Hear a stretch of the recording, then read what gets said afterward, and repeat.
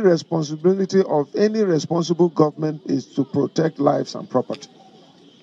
It is unfortunate that this government of APC at the federal level is adamant. They are not concerned. You will not hear the president condemn or talk about what is happening in our state. Just yesterday in Taka local government where you went, you're talking about 12 people and one additional person died today in the hospital. Several people are in hospitals in Boko and in Makudi here, where I directed them to go and get treatment. Now, in Guma local government, 14 people were also killed the same yesterday by these Fulani so-called herdsmen. But it's not about herdsmen. It's about occupation. It's about taking over the land and dominating and sending every other person away. Every day my IDP camps are swearing up because of various attacks. Those people who attempted to go back to do their farm work or to erect their new buildings after those houses were burnt down.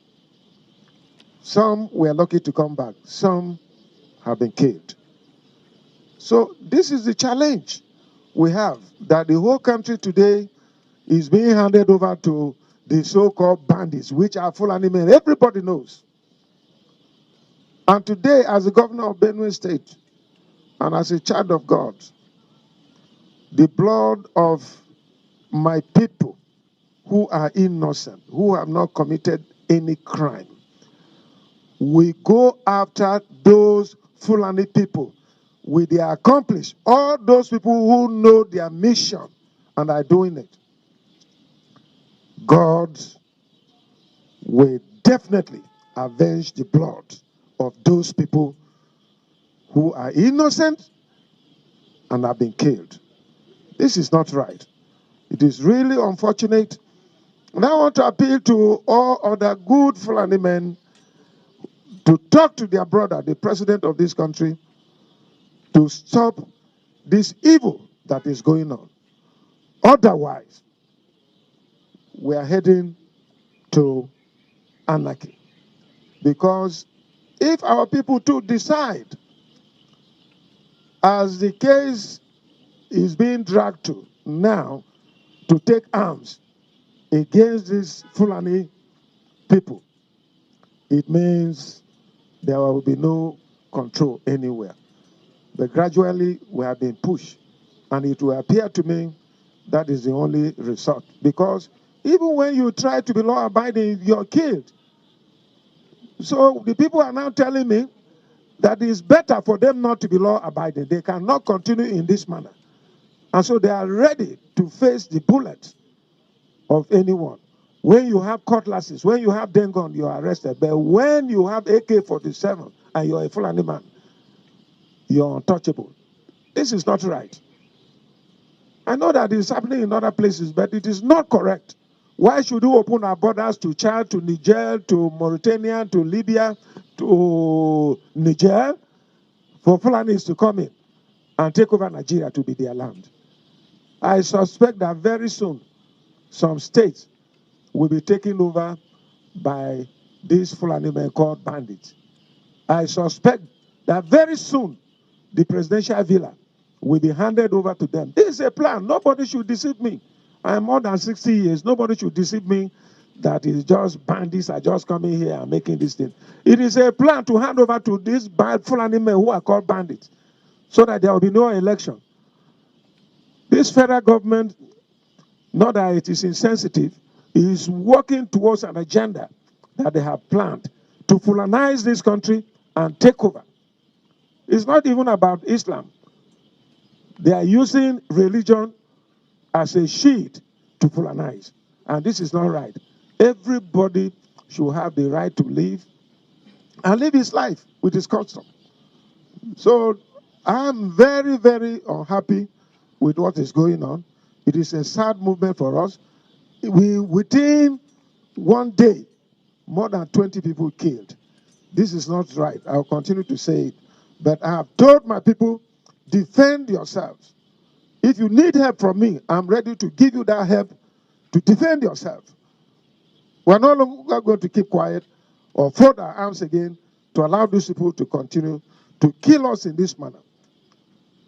Who are still alive are directed at all those who died. More than 20 people who died should be buried immediately.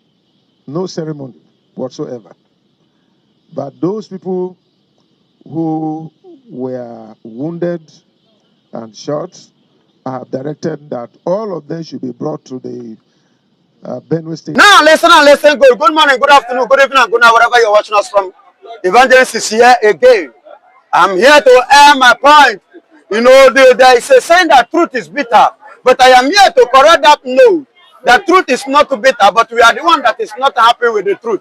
When Mazen Nnamdi Kanu foresee or he foresaw what shall befall Nigeria and what shall befall Nigerians and what shall befall many people in the country zoo territory of terrorism kingdom, and they say Mazen Nnamdi Kanu is speaking out of sense. So let us look at this quick notice given to Fulani by a Taraba monarch. Excuse me, don't cut me off, Mr. Anchor, Mr. Matthew. I am going somewhere because I like to speak from the angle, the foundation of which something started, which many Nigerians did not concur, and now they are concurring because they are witnessing their sin. You know, it is not too good to wait and witness or see before you believe. It is better you believe before you see. And let me tell you, don't allow somebody use what happened to somebody to learn. Don't wait for something to happen to you before you learn. Now, the monarch in Taraba State has given an ultimatum of the 30 good days. He gave it to the Fulanis that they should do what? Find their way out of Taraba State, or else he said, I quote unquote, he said that he's going to match them one-on-one. If they refuse to do what? To pack their bags and their baggages and disappear and vamoose. What I mean, vamoose. If they refuse to vamoose, he will match them one-on-one. That is what he said. You look at the statement that came from the Director General of DSS. It's already yielding fruit, talking about people should defend themselves. Of course.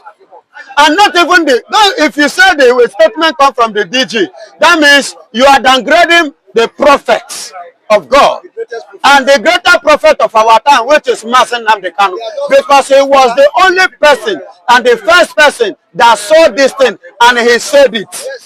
And that was what made Nigeria to rise against him, of which up to today is in DSS custody.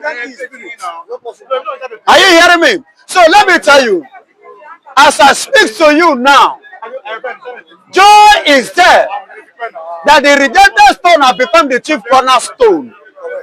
The ESN, Eastern Security Network, the people not recognized by Nigerian government, not recognized by the Nigerian uniform men, are being recognized by the Nigerian people.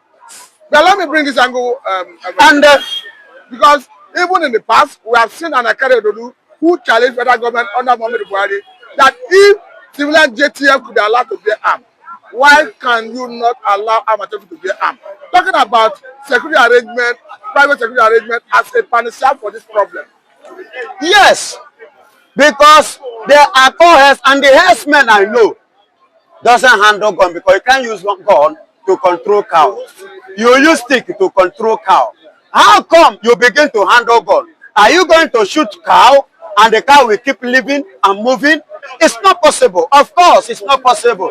So definitely, they have another agenda that makes them to employ or deploy gun in their system with a motive that only them, and that is what I'm exposing, which Mazen Nnamdi Kanu earlier exposed, because they have already said it. Is it not Sanusi? Is it Sanusi or whatsoever? One of the northern prominent personnel said, with if not for Igbos, that they would have conquered this country. Now let me bring this angle. And there is something I want to say, my brother. This ECN of a thing are the people. Do you know why people are calling for ECN in Nigeria? every like a Benue now they are clapping and crying and calling on ECN. Do you know why? I will give you reason. Military wise, they have been failed. Police wise, they are failed. Every other security network has failed them. It's not working for them. Rather, it's worsening for them. And the only hope, which I believe is their last hope now, they don't have choice again, is to bring the men that they have tested and they are the people to be trusted now. And those men are the ESN. These are the people that have what it takes, the ability, the capability, the strength, and let me tell you, both to the spiritual and the physical angle of it. These are the people that have matched the Fulanis one-on-one, and they do not just match Fulanis, but they conquer Fulanis. And these are the only people that Fulani is only afraid of. Fulani is not afraid of Nigerian police. They are not afraid of Nigerian military. They are not afraid of Nigerian State Security Service, SSS. They are not afraid of the DSS. They are not afraid of anything called Nigerian uniform. But the only people that they are afraid of is ESN. And that is why they said, please send out the ESN so that there will be safety. Because if you go to East now, the only state and place that is well secured now, that have their peace, that the people need, and the property and life are being protected, is only in Abia States. Alex Oti invited ESN, hand them over everything, and as I speak to you, that is the only peaceful place. Fulani no fit go there and buy anybody.